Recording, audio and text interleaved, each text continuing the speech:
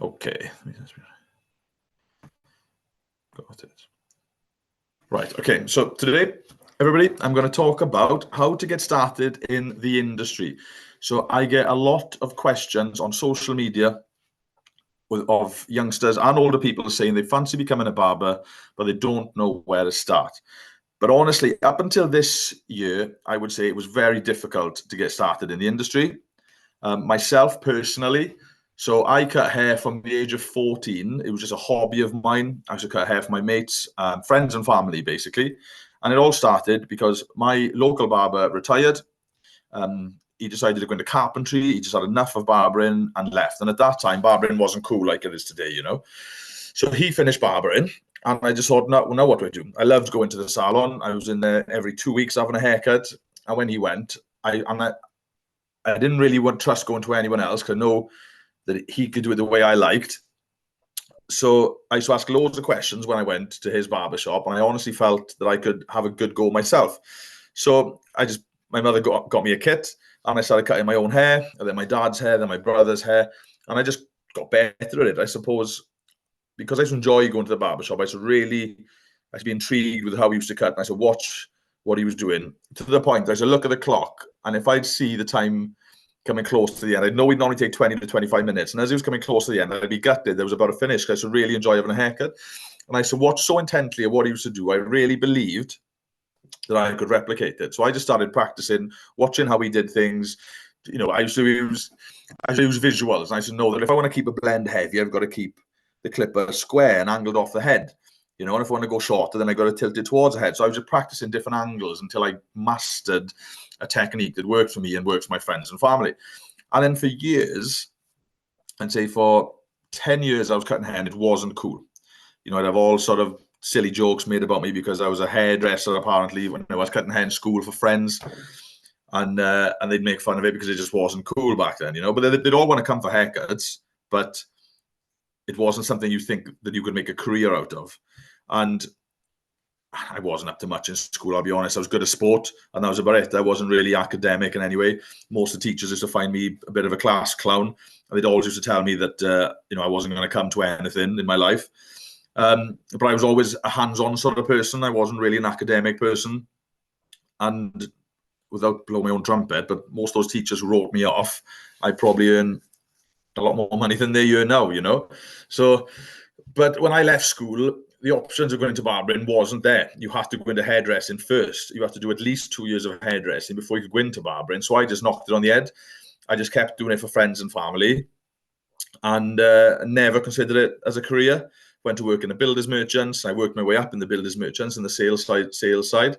And I became an home in the nights cutting hair for friends and family. It was crazy, really. And then I seen a part-time course advertised in Coleg Cigar in Llanelli.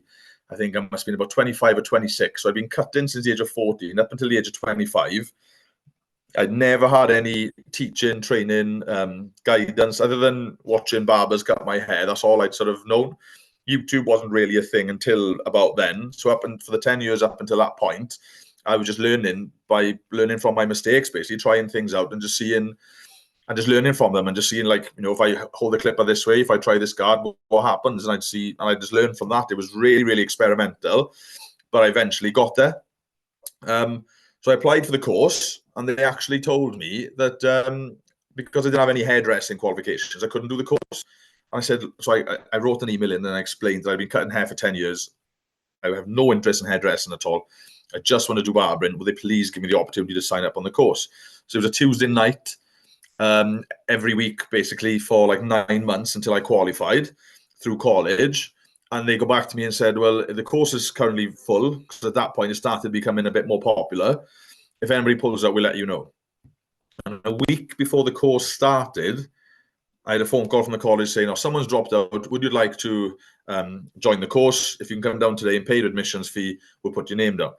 So I shot down that day, paid the admissions fee. I think it was £100, which is a bargain, really, to get qualified. And I joined the course, and there was 2 men on it and about 20 women, because if you were in the hairdressing department, they'd recommended you then just to add the barbering on as an additional qualification. So loads of the people from the hairdressing department took it up.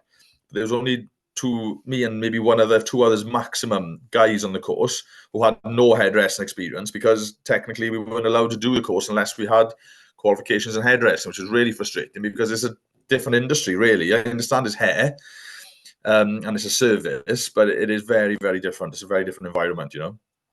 But I was very fortunate because I started the course, and they on the first day they give us a list of all the different assessments that we'd be facing throughout the year, and I had a client for every single one of them assessments ready to go, basically, because I'd built up a clientele. So I spoke to the lecturer and I said, look, if I can bring in clients every week and get these assessments signed off, once they signed off, then can I go back and do my own thing and wait till my qualification comes through at the end of the year? And they were like, yeah, fine. I think they just thought, oh, this one's a bit big for his boots. He's done a few haircuts and he thinks he's a barber, you know. So they sort of like, yeah, fine. We'll see how you get on. And within I'd say probably within about a month, 5 weeks maximum, I'd finished all my assessments, all my practical assessments. So I said I'd come in on the days they were doing theory just so I could do the exams, and I'd come in the same time that everyone else was doing it, so I wasn't disrupting the class. But I asked if I could then not turn up for the practical sessions, and to my surprise, I was pulled aside by the lecturing team, and they said, look, to be honest with you, you cut hair better than we do. The next phase of the college course is going to be pattern work and skin fades, which none of us can do. You've already been signed off on it all. Would you stay on and then help us complete the rest of the course? So I signed up as a student with no qualifications, and I finished the year as a lecturer. So they basically kept me on then as one of their educators. They put me through a bit of training. I didn't get my assessors awards. They promised to give me my assessors awards, but they never did. But they put me on some training. And then I was basically signed up as what they call an unqualified lecturer. So I was a qualified barber, but I wasn't a qualified lecturer. But that's fine as long as I had the qualification in the trade that I was teaching. And you only have to have level 2 for that. So I didn't go on to do my level 3, if I'm honest with you. I just stayed at my level 2 because once I completed my level 2 and got qualified, I was already then asked to stay on as a lecturer anyway. And then from that, then I started entering competition. So through college is where I found the competition industry. I never knew that in barbering that you could enter competitions. You know, I didn't know it was a thing until I went to college. So that was a good reason. That is a good reason to go to college, because you learn a lot about the industry that you wouldn't know if you're self-taught. So I did really well in my first competition, and then I was asked then to mentor other students who were going into competitions and things, and that's sort of where my educational journey started then, really. So as well as opening my first shop not long after qualifying, I also stayed on then, did a lot of teaching, and that's where sort of my teaching experience came from, basically. And from working in the colleges is where I had the idea to set up the Barber Coach TV. But I had the idea years ago, and it's only been the last 2 years that I've actually gone ahead and done it, because I could see a massive gap between apprenticeships and qualifications and working in the real world. And this is why today I'm going to talk a little bit about the best way to get started, because so many people go and get qualified and then they go to work in the real world and they get left behind because it's not what they expect. So personally, this will rub a lot of people up the wrong way, but I think the NVQ examining system is out of date and the assessors awards are out of date. And though you could get signed off on applying skills, I think it's a bit misleading, because you think then, oh, I've been signed off on that, I must be good at it, or I know what I'm doing. And then you go to do it in the real world and it's very, very different. So I set up the Barber Coach TV that as a tool that would bridge the gap basically between students and people working in shops, you know. So it's got sections on there on the introduction to barbering category to help you step by step through different assessments and through different styles and sections that you'd face in your qualification. But then you can go on to all the other categories that we have, and like the afro hair, long hair, short hair, skin fades, kids cuts, all the different things you're going to face in the real shop that you don't learn in college. I've put on there, you know. And it's not just me teaching on the Barber Coach TV. Obviously, I got Sean on there, Kyle on there. There's a few others, Chris on there, Fliss on there. And they all have different techniques and different ways of cutting. So I'd like to think that we all bring something unique to the table, that maybe you won't like everything that I teach, but you can take parts of it, and then you can see maybe things that Sean does, and that would suit your way of cutting. Or you may not find Sean's way that easy to apply, and you'll find my way more realistic. So my background, because I'm technically self-taught, and I started gaining interest in the industry when it was more traditional, I learned the more traditional way of cutting. I didn't have sectioning and putting guidelines in for fading. All mine was like freehand stuff, all scissor over comb, freehand clipper work. And that's where I started. Those were the methods that I started with. So when I went to college and seen them doing sectioning and profile lines and guidelines and fade lines and skin lines, I was like, oh gosh, this is different. But I actually found that it made it harder, because then you were limiting yourself, having to put lines in and having to put sections in. Whereas I was so free flowing, I so used to just visualizing the shape and attacking the shape by carving it in. I was then having to take a step back and go, right, I'm putting a guideline in, working from that, putting a guideline in, working from that. So it definitely helped me improve my skills, and it made it easier working with longer hairstyles when it came to sectioning and things. But I think my methods are a combination of both. I've sort of mixed the freestyling, traditional barbering in with sort of the more organized hairdressing techniques, if that makes sense. And I think it allows me then to be more efficient with my work. So that's how I got involved, and that's how I got started. But it took me 10 years of cutting my mates from home in a garage before I actually got qualified. And then I didn't feel like I wanted to go and work for anybody else. I think for me, because I was working in the professional industry, the professional sales industry, I was already earning a set salary. It would have been hard for me then just to quit that job and go to work in a salon and start off with basic money, So I kept working in a builder's merchant, and it was a killer. I'm not going to lie, but it's what's allowed me to get set up the way that I have now, basically, and it's given me a cushion to get started in the industry the way that I did. So if you don't feel the appeal of working for other people, I highly recommend having a second job. So what I did was I stayed in the builder's merchant industry, but every night then when I finished work, I'd cut hair then for 2 or 3 hours a night, whether it was mobile or I'd rent a chair in a salon. There's a local hairdressers that I approached, and I just said, oh, look, in the nights between sort of 5 and 8 or 6 and 9, can I rent a chair here and just cut hair for some of my clients? And that's what I started doing. I knew the people that owned the salon, they were shut at 5, so it made no difference to them, and they were making a bit of extra money while the doors were closed. And I just did it that way. So I'd be working in the builder's merchants all day and then coming home in the night and cutting hair. It was hard, but it allowed me to build a clientele without losing money, if that made sense. So I was building a business, I'm building a clientele, but I still had a steady income, rather than go into a salon. If you're employed by a salon, that's different, I suppose. But a lot of hairdressers and barbers will want you to be self-employed, and they'd want you to rent a chair, because then it takes the risk away from them. So that's one thing you've got to really consider when you get involved in the industry. It's going to be hard to be employed. Now, in bigger cities, if you're Cardiff, London, the bigger towns and cities, it may be easier. I know a chain of barbershops in East and South England, Gould's Barbers. They've got about 30 odd shops now. They employ people and they give you some good opportunities. But in Wales, it's very difficult to find a good salon that will employ you and pay fair wages. So I do recommend going self-employed as fast as you can, because that's where you really make money. But then again, you've got to try and build a clientele, haven't you? Now, you're not going to be able to build a clientele and last as a barber if you go and work in a barber shop, rent a chair for £200 a week, and you've only got 5 customers coming in. You've got to find another way of building that clientele, which I'll discuss a little bit now once I go through my points here for the presentation. But that's how I got started. I worked really, really hard. I worked all day in the builder's merchants, and then I was cutting hair in the nights. And then it got to a point then that I was so busy in the nights that I knew I had to take the risk then and open up my first shop. But I already knew that I had a clientele ready to go, and I knew how much money I was going to make before starting. So just give me that safety net. It wasn't just a case of getting qualified and going to work in a salon. I did work another job behind the scenes to protect me as I was building my clientele. So the different ways you can get started. So if you're a younger person interested in barbering, you've got the options of apprenticeships and schemes and work schemes. You've got the option of volunteering. Say you're too young to maybe start an apprenticeship and you're still in school, but you want to get started in barbering ASAP. I highly recommend you volunteer in a good barbershop. Now, I'll just discuss in a few minutes a few pointers you can look out for with what barbershops you should choose to volunteer at. Now, in Wales, you've got Careers Wales as an option, and they put you on this work scheme, and they pay you, I think it's about £80 a week.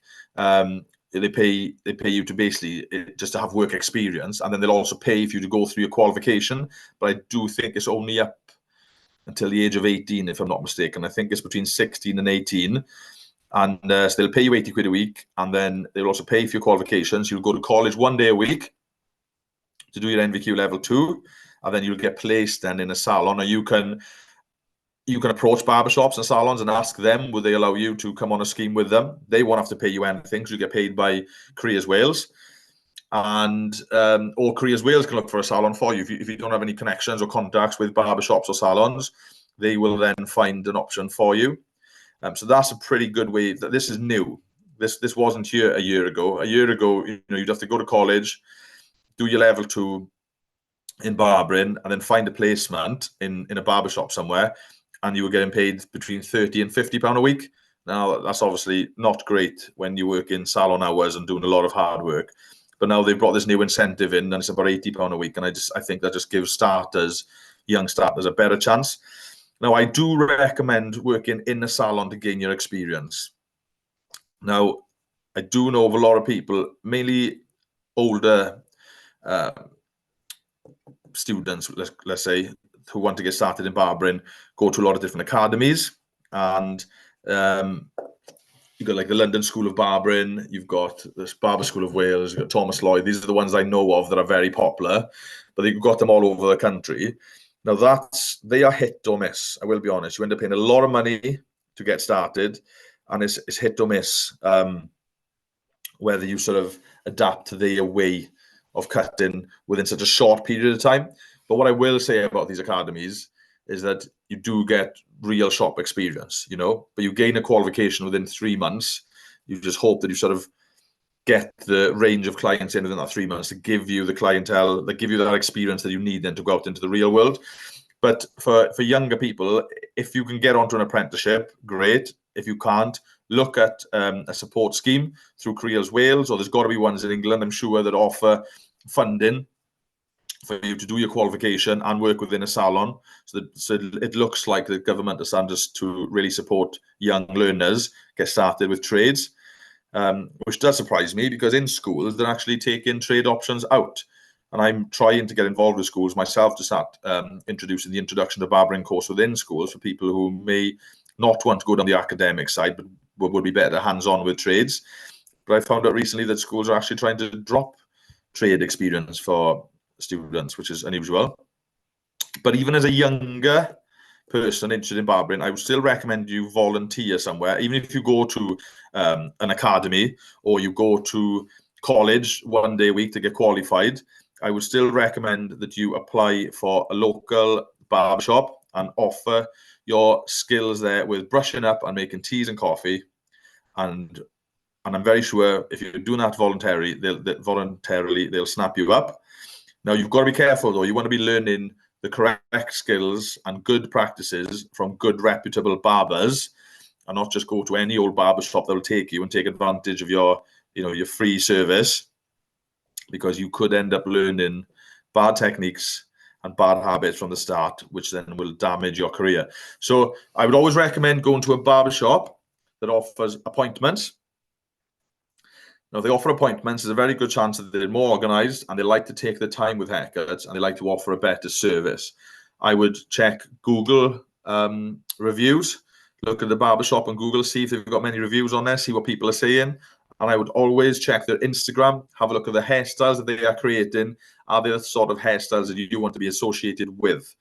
You can look at some barbershops, and they may be busy because they may suit a certain clientele, but the haircuts they're producing isn't something you want to really put your name to, So do your research. Don't just join any barbershop that will take you. And I would always recommend, as a younger person, don't get your parents to phone the barber and ask them, can you have a job there? Because a barber working in the barbering industry is very people-facing. You have to have good communication skills to be successful. And if you can show the shop owner that you can communicate and have confidence, and you're confident enough to go to them and approach them, they will take you more seriously.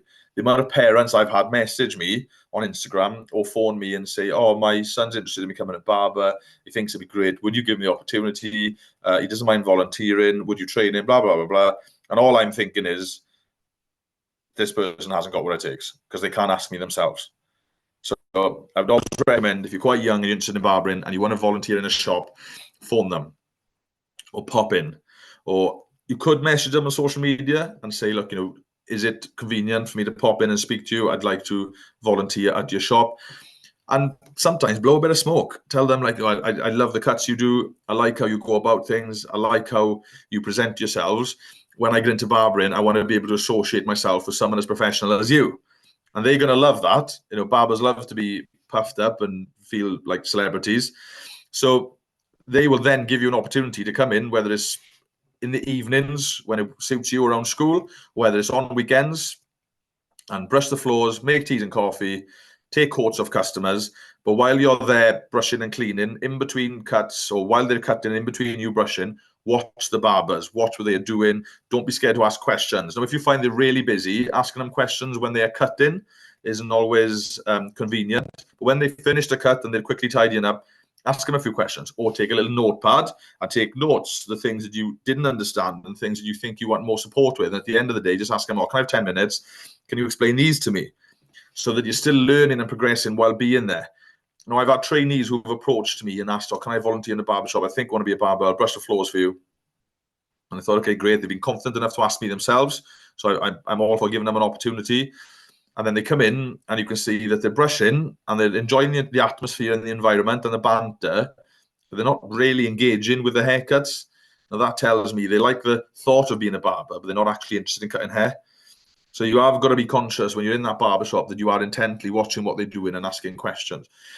And then I've got other barbers then who come in. They're still pretty good at brushing the floors and things. They may not be as good as the other one that I've got, but then they're asking questions. You can see them interested in the haircuts. They're then asking, oh, can they ever go doing a haircut? Can they bring a friend in? And you can see that they're keen. That's the sort of trainer you need to be. And then that's the sort of person then that shop owners will invest in. And eventually they'll allow you to use a chair to cut a few of your friends' hair. And eventually then they may recommend, because when you're working in a salon or you've got your foot in the door in a salon or a barbershop, they will have connections with training organizations like ISA Training. I think there's, what's the other one called? There's ISA, Careers Wales, not Careers Wales, Colleague Seaguard, they come out. So what you can do is while working in the shop, they will then bring assessors out to assess you in the shop. So you don't actually have to go to college. They will just assess your work in the actual salon, cutting out college completely.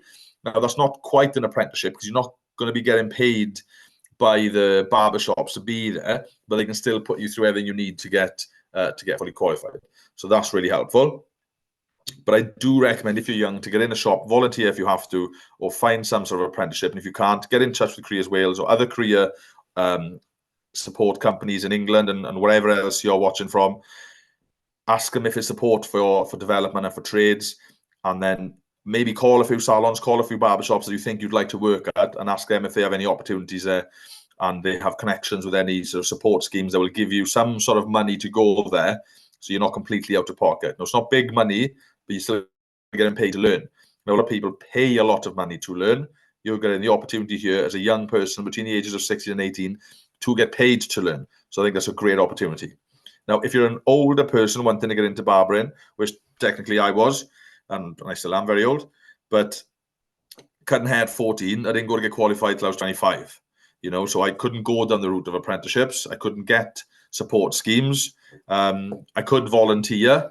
I'll be honest, though I've never been trained by anyone, I kind of volunteered in a hairdressers for a little bit. Now, they didn't do much men's hair, but I wanted just to get a feel of working in the hairdresser. I didn't know if maybe I wanted to go down the hairdressing route or the barbering route. I was mainly cutting men's hair, but at the time, men's hair made no money.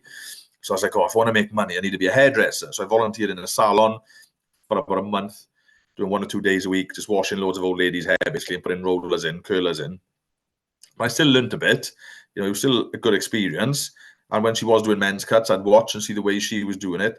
But if I'm honest, I'd learned most of my skills to go into different barbershops and watching what they were doing, whether it was right or wrong, watching them cut my hair and seeing what I liked about it, I would keep. And if they did something that I didn't like about it, I'd remember never to do that on my clients, you know. So that was one way that I learned.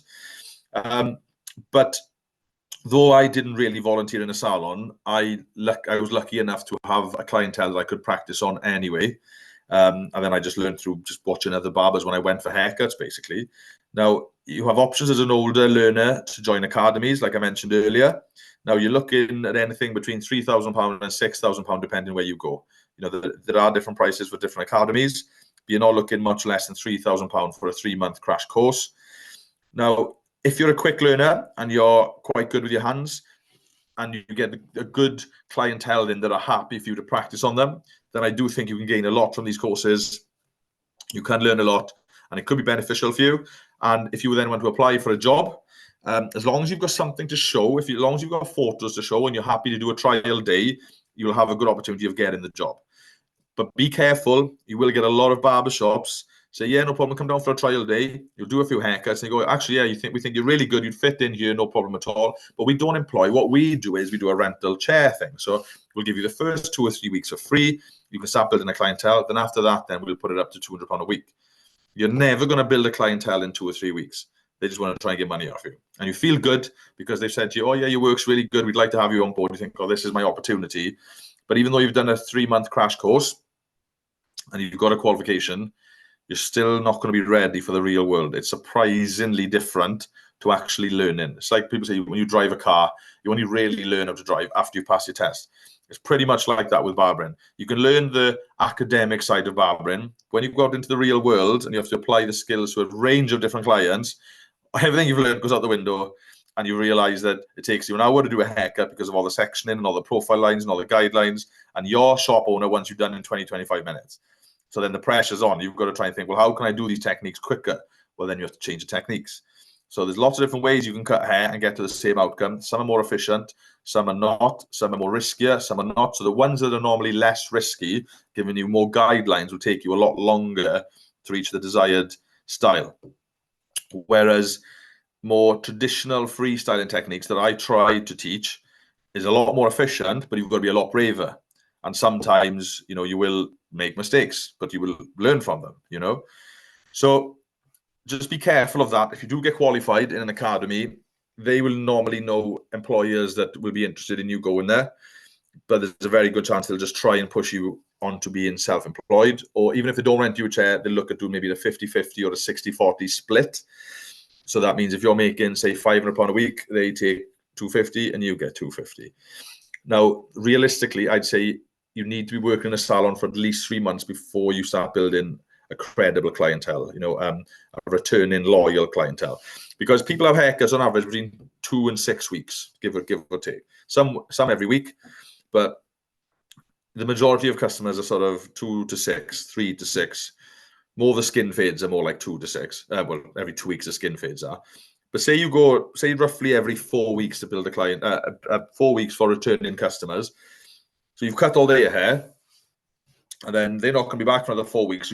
So then basically for like 8 weeks, you're still trying to cut new people's hair. Then on the 8th week, then everyone starts coming back in from the 4th week. You may get a couple of 2-weekers come in between.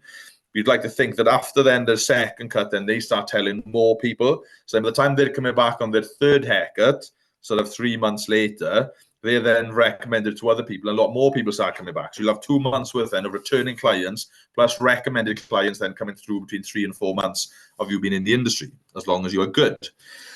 But another thing you need to be aware of, the clientele you have in your first 6 months is very unlikely to be the clientele you have in your second 6 months.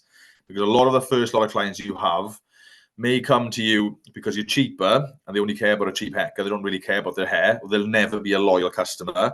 Or you will make a few mistakes as you're learning, you know, so they may not return.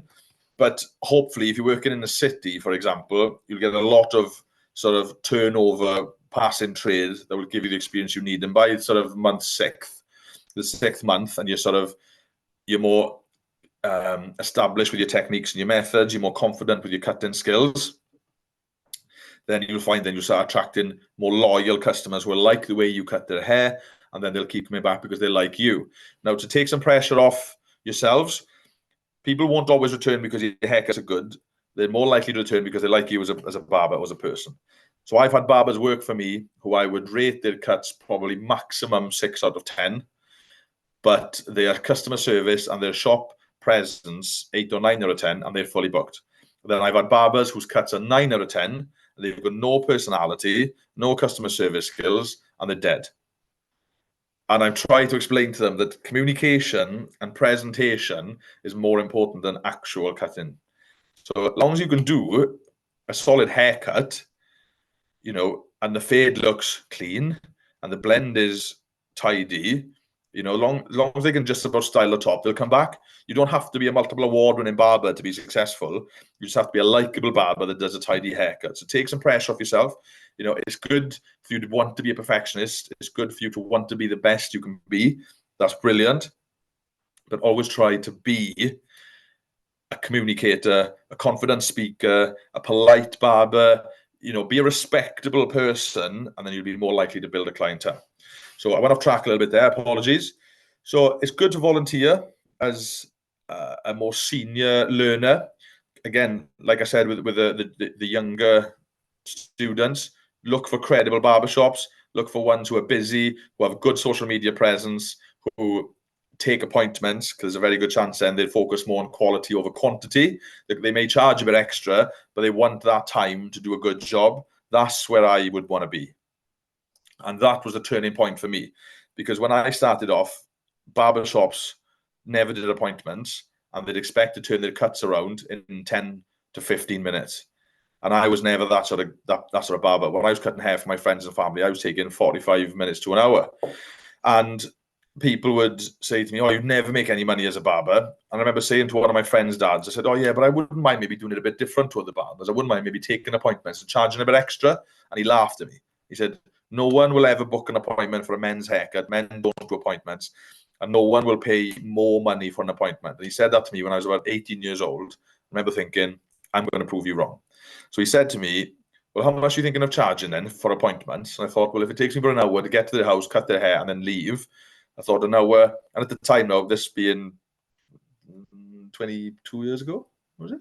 Or 18 years ago? My maths isn't great. I was 18 anyway, a long time ago. I said to him, about £15? And he laughed his head off. He thought he was a top businessman. And he said, "You will never, ever charge £15 for a haircut in Carmarthenshire." And I'm now charging £20. I know it's 20 years later, but he was wrong. Do you know what I mean? So when I opened my first shop then, I was doing appointments, and I was charging, I think, £10 a haircut, doing 2 haircuts an hour, £20 an hour. It wasn't bad, especially, 10 years ago. But then every year, as my clientele increased, I increased my prices. And one advice someone gave me, a very successful barber gave me, is that, because I said to him, "When do I put my prices up, or should I put my prices up?" And he said, "If you're fully booked for more than 2 weeks in advance, you're too cheap." And I thought, oh, okay. So every time my bookings, my slots booked up 2 weeks in advance, I put my price up. And you'd see some of the customers who didn't want to pay too much drop away, but you'd see new customers come in because you were more available and they knew you were good. And then I've done that consistently now for 10 years, and I've gone from £10 a cut to £20 a cut. And that's a pound a time. I think only 1 year that I maybe went up twice in 1 year, and I think that was because of the lockdown. Everything changed, and I had to spend a lot of money on getting the business back up and running, plus following all the new guidelines and things, so put the prices up a little bit more because I spent a lot of money on the business. But going back to it, the only way you're going to be a credible barber, being able to charge more for your haircuts, is if you've got good principles, good ethics, good customer service skills, and you understand hair shape and hairstyles correctly. And you're only going to learn that being in the right barbershops and the right salons. Now, I know a lot of good foreign barbershops who are very, particular, and do good shapes and styles, and do take their time and focus on quality over quantity. But the ones who are cheaper and charge a lot less normally focus more on money and not quality. I would stay away from them ones, because you're going to build bad habits and not learn longevity. Basically, you're not going to gain the skills you need to be a successful barber long term. You may learn to do a quick haircuts and make a quick buck in city barbershops, but then when you want to branch out and open your own shop, you want to have some sort of credibility, and the industry's coming away from that sort of style of barbering now. So you want to kind of move away from it and move with the times. So appointment barbershops, and check out their social media and check out their reviews on Google. There's still part-time college options in some places, and they do take about 9 months to get qualified. There's no reason that within that 9 months you can't still volunteer to work in a barbershop 1 day a week or 2 days a week, whatever free time you have, whether it's one evening and 1 day.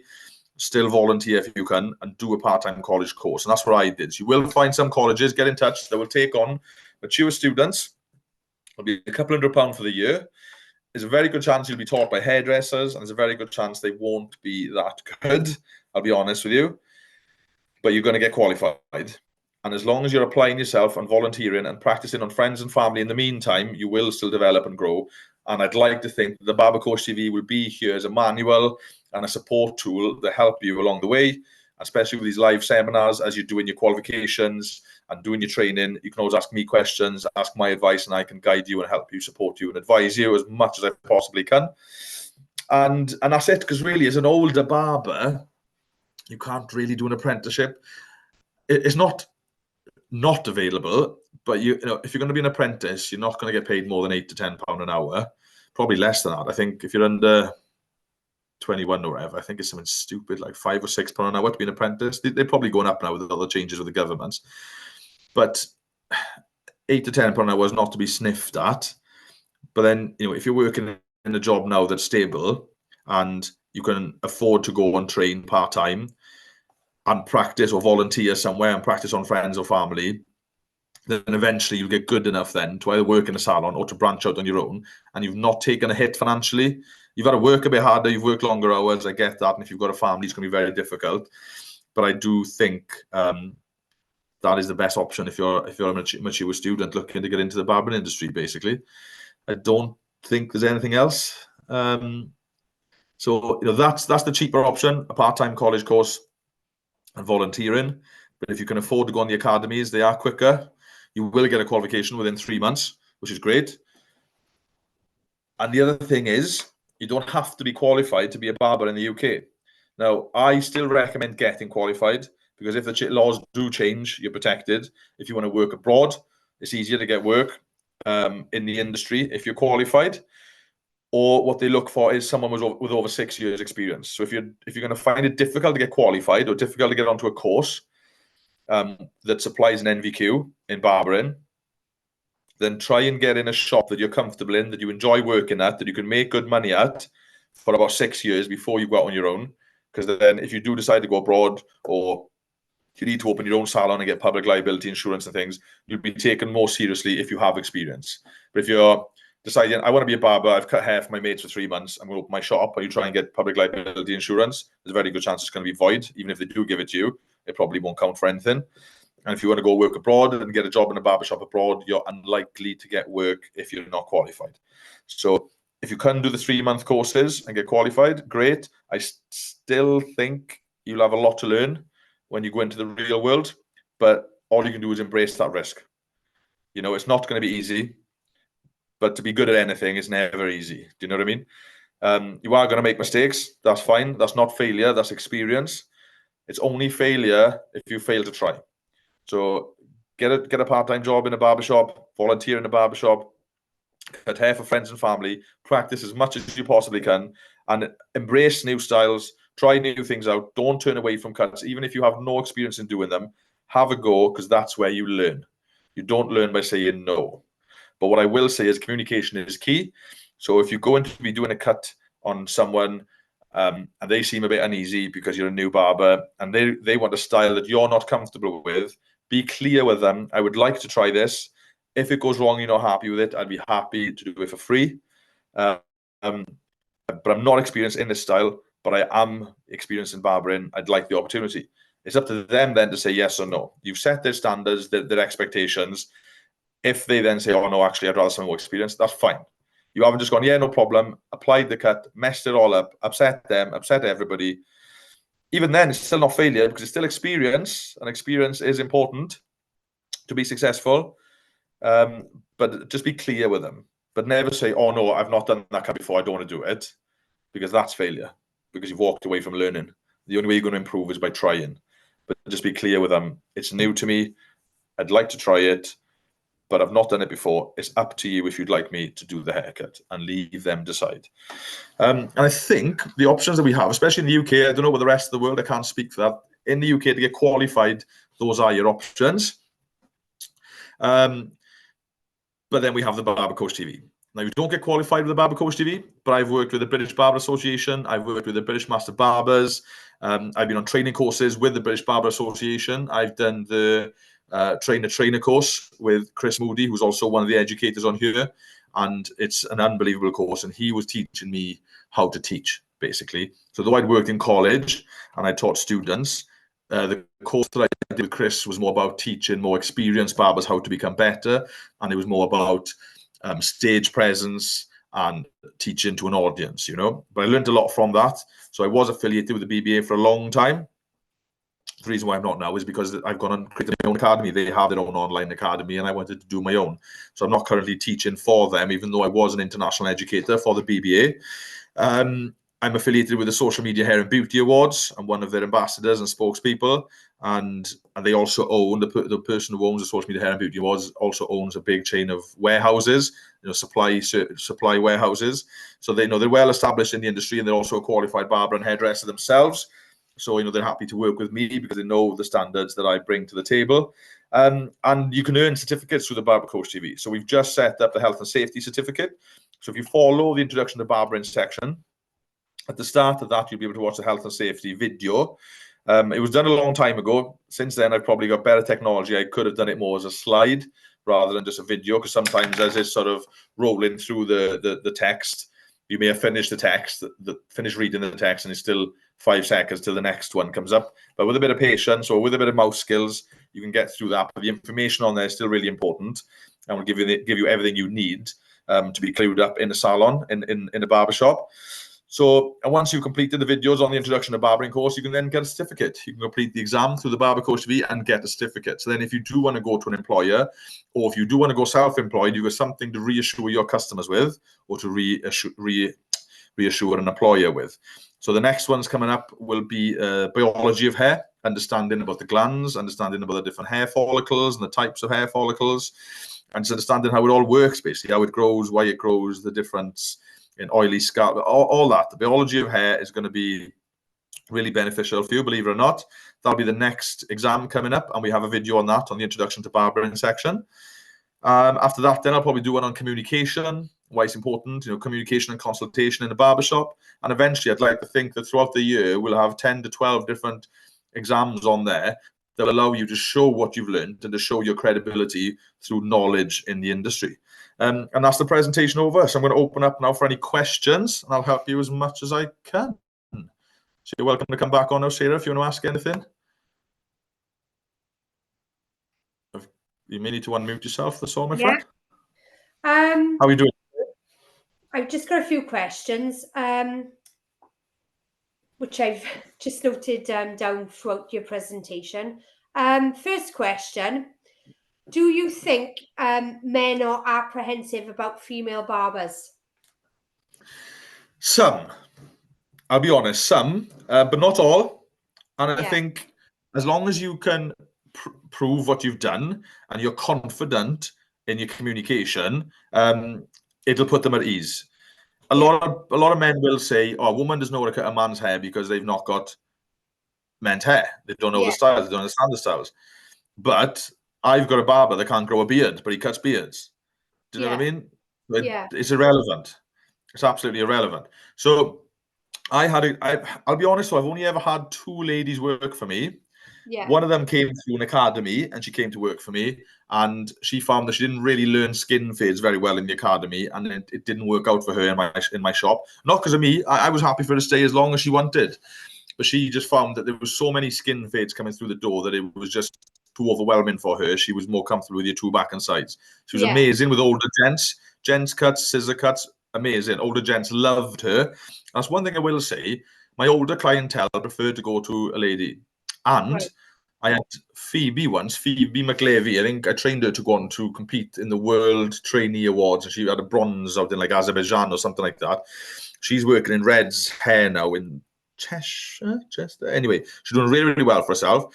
And one day she just wanted to brush up on her barbering skills, so I allowed her to do a day in the barbershop, and all the older chaps that came to the door queued up for her. They'd never seen her cut hair before. They just preferred to have a hair. I think they thought that they don't like to go too short, so a lady'd understand scissor work better than men, because men just seem to want to just shave everything off.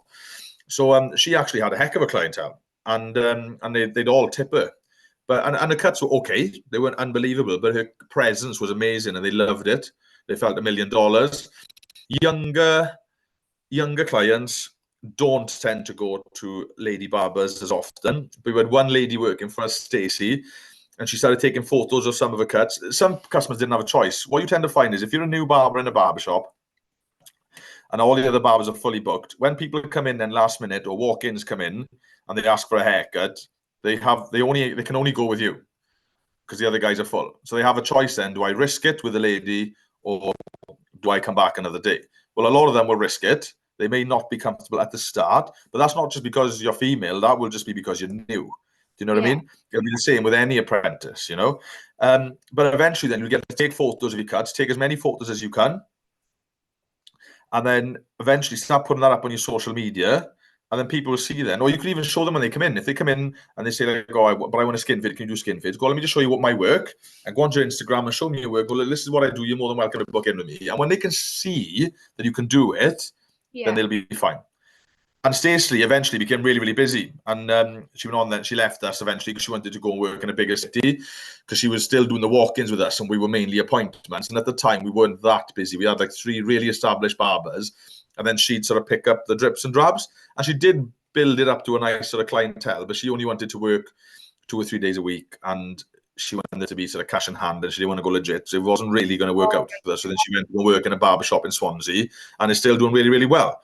And men love her. So I just think it just comes with a bit of reassurance. I've had men sit in my chair, they don't know who I am, not that I'm anybody, but they don't know what I've achieved, or they don't know sort of my business is. They just think I'm a barber in a barbershop, because I don't like to, if I'm in my shops, when they get to know who I am, obviously it's different, but in some of the salons I work in, people who come in and book in for haircuts, they don't know I own the shop. They just think I'm someone that's employed by the company, because I've got a few shops. I think it's like a bigger brand. And then they'll be asking me as they sit in my chair, oh, are you comfortable doing haircuts? How long have you been cutting hair for? Can you do skin fades? And I always ask for reassurance. And I'd say, I've been cutting hair for, qualified for 10 years, been cutting hair for 20 years. You're more welcome to see my work. And they very rarely ask to see it, to be honest with you. But sometimes just to reassure them, I'll show them my social media. And then when they see the name on there, they go, oh, is this yours? Yeah, this is my shop. And then they're like apologetic then.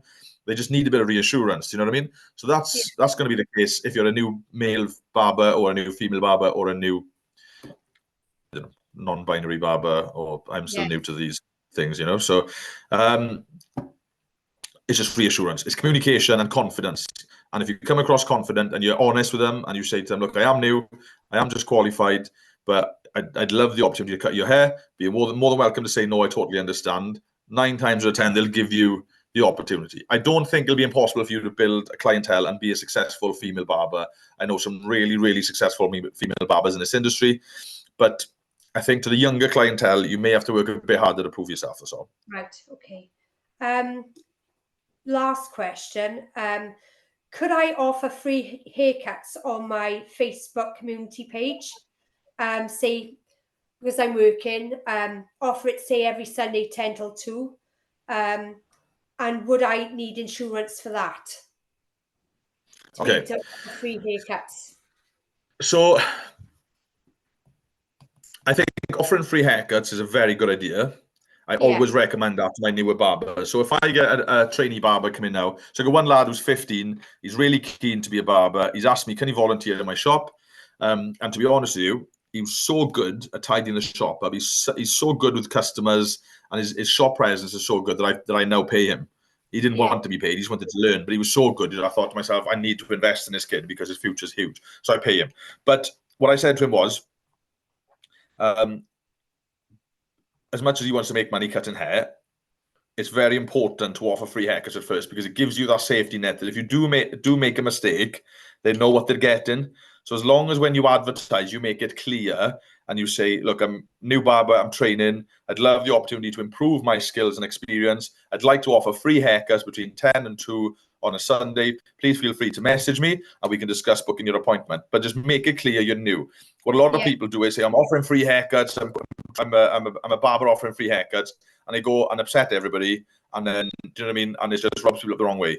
As long as you're clear and you communicate with people where you're at, what you probably find is, though, Sarah, you'll get a lot of mums wanting to bring their kids to you. A lot of mums may find it expensive to take them to the barber shops, especially if they've got 2 or 3 kids. And the fact you're doing it for free may be very, very helpful for them, and they'd like you to practice on their kids. And I'm telling you now, there's no better way to practice, because you're not going to get harder opportunities to learn than cutting children's hair, because normally it's way overgrown. Normally they don't want to sit still. They've got no patience. And if you can get them right, you can do anything. So I think it's a great idea. Should you have insurance? Yes, to be safe. Right. But do you have to have insurance? No. It's not like a law-abiding thing. So, you know, the other option you've got is that you make it clear to the parents, like, I'm volunteering and I'm learning, so I don't currently have public liability insurance. But I'd like to make it clear that I have certificates in my health and safety training through the Barber Coach TV. Plus, I've trained on the Barber Coach TV, and I take my health and safety and hygiene very, very seriously. So the chance of, you know, spreading any infections is basically zero. The only thing that could potentially go wrong is if I accidentally cut their ear if they're not sitting still, which is a risk, which every barber's at risk to. And, you know, how serious will that, you know, I've cut someone's ear, you know, and the parents are, and I'll just say to them, look, I'm very, very sorry. I won't charge for the haircut. It was one of those things. And they're normally very, very, you know, understanding, and they're like, oh, no problem, it happens. And they're quite tidy with it.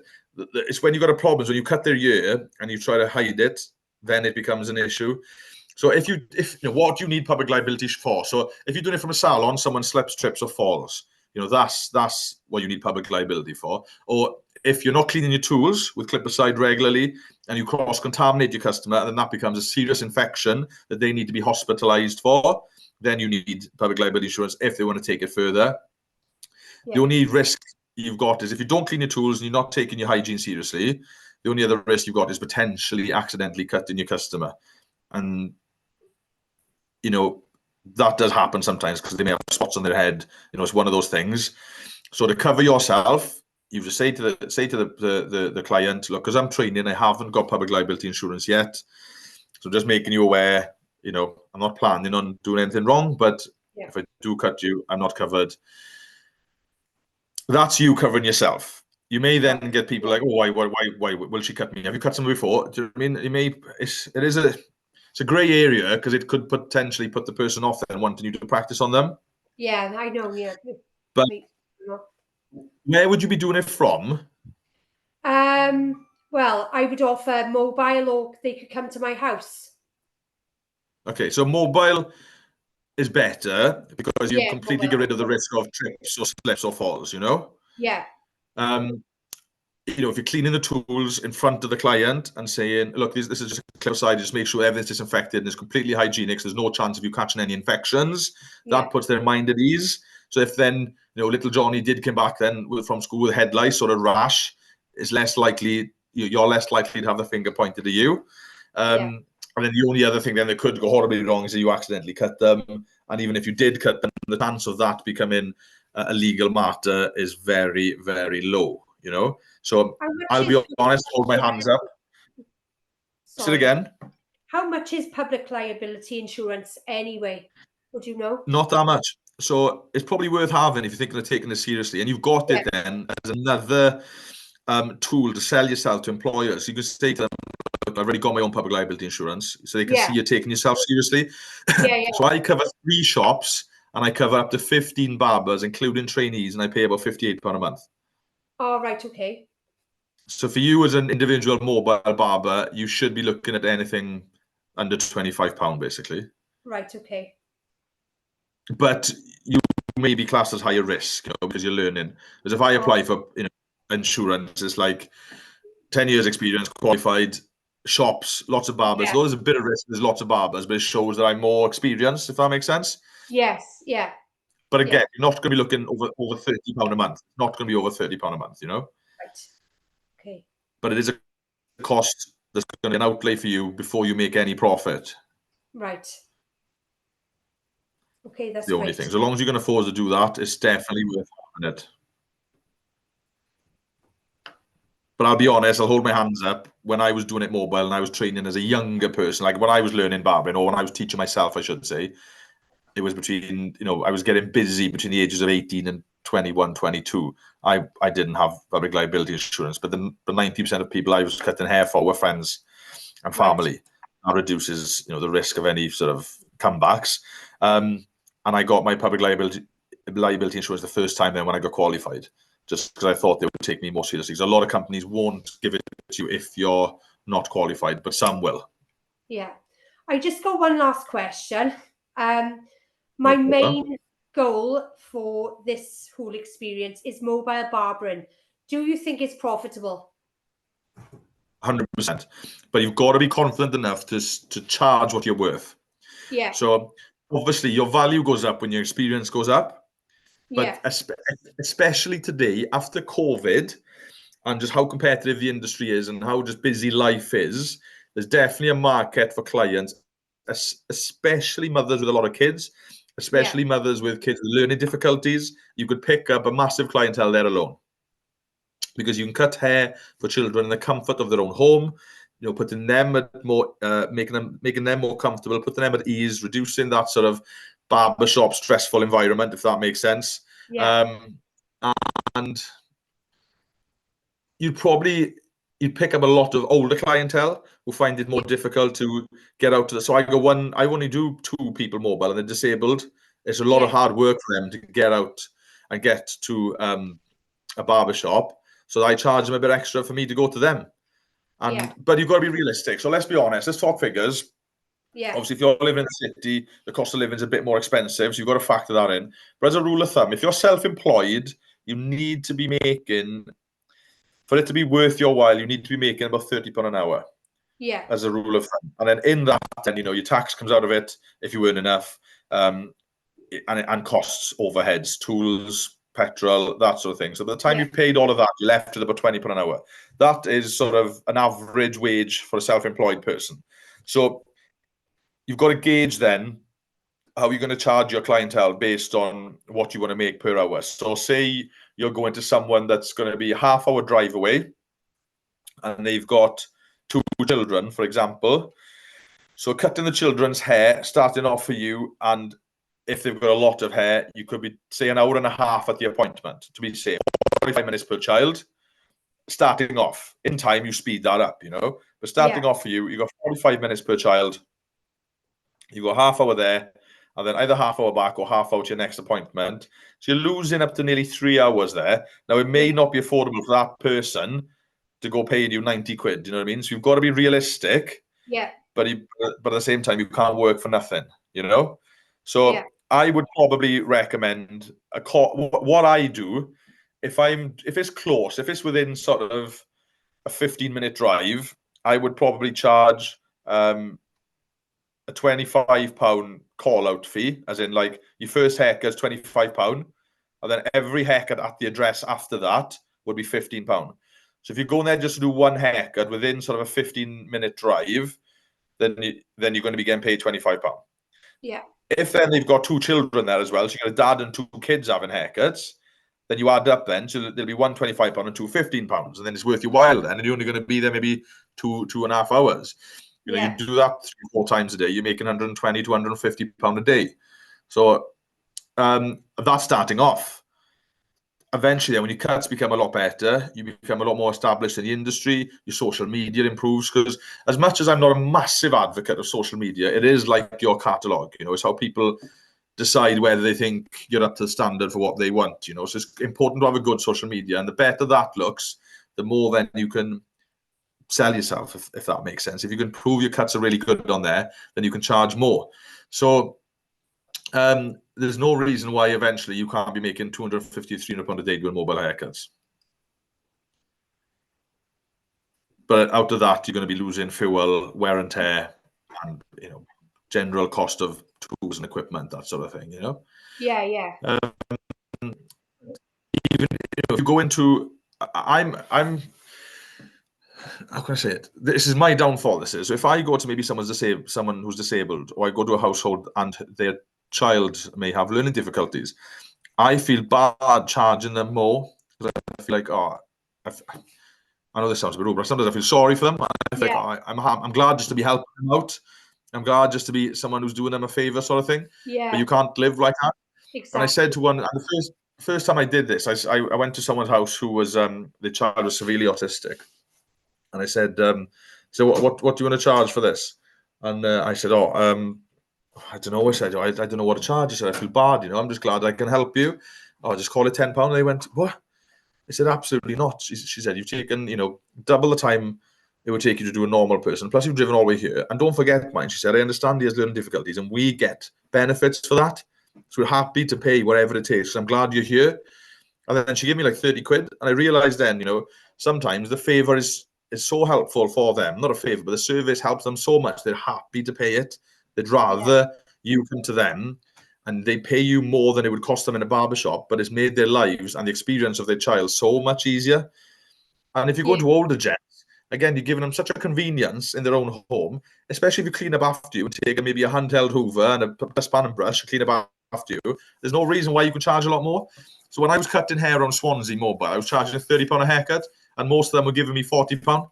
So, but you got to build up your experience to get to that point, Yeah. Oh, definitely, yes. But it is profitable. You've answered all my questions now. That's no problem at all. And there's one question Josh has put up here. So it says here, what barbering kits, clippers, etc. would you recommend for someone trying to get into barbering? So getting into barbering and starting off, I'd assume that you have a small budget to spend on kit. So the tools I use, the clippers, £150. Well, two of my clippers are £150 each. It's 300 quid there just on clippers. And that's the GRL 2020s and the Gamma Plus. And I've recently just put a review of those tools up on the Barber Coach TV and on my Instagram. But that's a lot of money for someone starting off.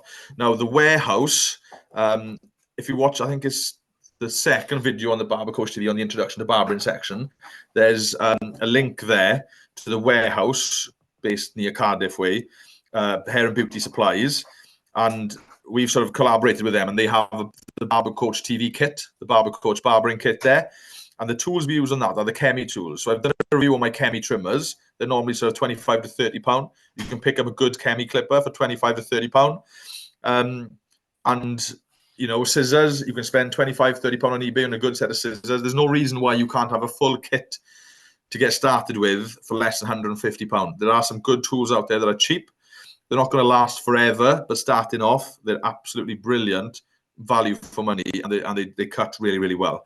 I got one barber with me who's got really expensive tools, all the WAL stuff, WAL Seniors, WAL Magics and stuff, and 9 times 10 he uses his Chemi clipper because the battery just lasts forever on it, and they cut really, really well. So even if you're an experienced barber and you want just a good backup tool that's not going to cost you a fortune, I think it's the Chemi 1994 they call them, if you want to check them up on eBay or on AliExpress. But there's a lot of Chemi clippers that are really good. Just look at the reviews before you buy them, especially from AliExpress. But for £25 to £30, there's no reason why you can't pick up a good, cost-effective clipper. But I would recommend the Chemi range. There's a lot of other cheap brands out there. The Chemi brand is really good. But if you have the budget, then the GRL 2020s is probably the best clipper I've used by miles. Now, they're not ideal for going down to really tight skin fades. They're great for like 0 grade and up. But if you want to go down to like the foils, where it's right down to skin, they don't quite get the trimmer lines out as good as some other clippers do. So I use a Gamma clipper for that. But you could use a WAL Senior. They're also really, really good. But you need a fade blade to get a skin line out. And the GRLs don't have a fade blade. They have a taper blade, which is amazing for cutting through thick hair, but not amazing when doing skin fades. It's always handy to have a tapered blade and a fade blade. And I think I've done a video on the Barber Coach TV talking about them as well. So I hope that helps. But don't forget, there's a link on the Barber Coach TV. I think it's in the description in About Us, and it's also in one of the videos about tools. So there's a video on there about tools, and in there it talks about the warehouse hair and beauty supplies, and we work with them on supplying a cheap budget kit for barbers to get started. So I don't think have you any more questions, Sarah? No, thank you. I've got everything now. Happy enough? Yeah. No problem at all. So if you have any more questions, I'm going to try and run this now every week if I can. But in the meantime, if you have any questions, please feel free to message me on social media and I'll be more than happy to help. All right. Thanks a lot. Thank you very much. Thanks for No your problem. time. Thanks for coming on. Okay. Take care. Thanks. You too. Bye. Bye now. Bye. Bye.